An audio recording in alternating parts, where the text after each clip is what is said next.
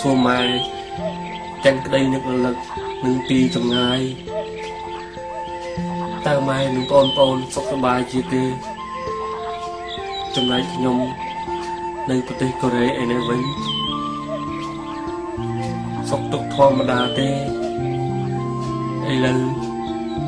ខ្ញុំស៊ាំនឹងម្ហូបកូរ៉េហើយអាកាសធាតុឥឡូវធ្លាក់ទឹកកក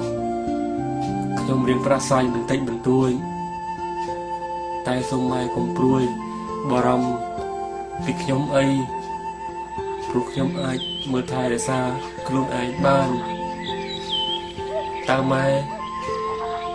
ថតកោស្គមម៉ែពិសាបាយបានច្រើនទេសូមម៉ែពិសានឹងសម្រានឲ្យបានច្រើនបានសុខភាពល្អខ្ញុំនឹកម៉ែតែធ្វើម៉េចខ្ញុំត្រូវតែរកលុយដើម្បីគ្រួសារយើងខ្ញុំសោកស្ដាយដែលឆ្នាំនឹង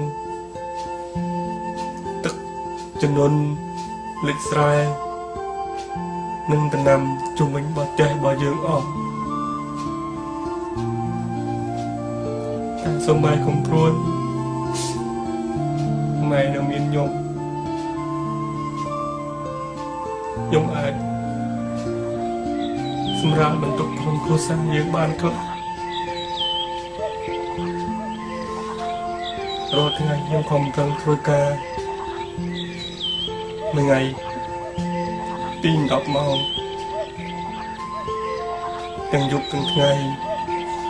ដើម្បីរកលុយគាត់ប្រគំគ្រួសារយើងការងារខ្ញុំហត់តែម៉ែតែខ្ញុំសប្បាយចិត្តនឹងធ្វើវាព្រោះខ្ញុំខំដើម្បីអនាគត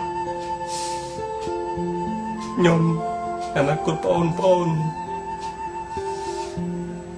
ខ្ញុំនឹកម៉ែមែនទេ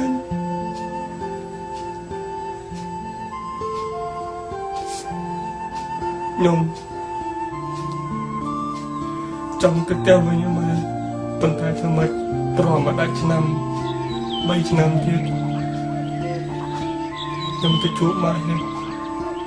ទៅមើលផ្ទះទៅធ្វើស្រែយើងវិញ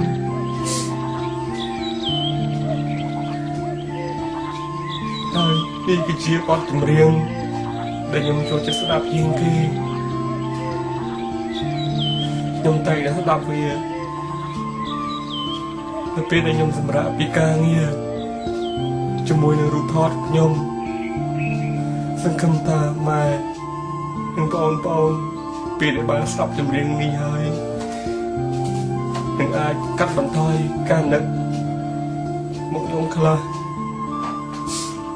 ខ្ញុំសូមជូនពរម៉ែឲ្យសុខភាពល្អដើម្បីជាមនុស្សដល់ខ្ញុំនិងបងប្អូនទាំងអស់គ្នាខ្ញុំជូនពរបងប្អូនទាំងអស់ឲ្យប្រឡងបាក់ដុំជាប់នៃខ្ញុំឆ្នាំនេះទាំងអស់ជុំយន់ស្ងាត់ឈឹង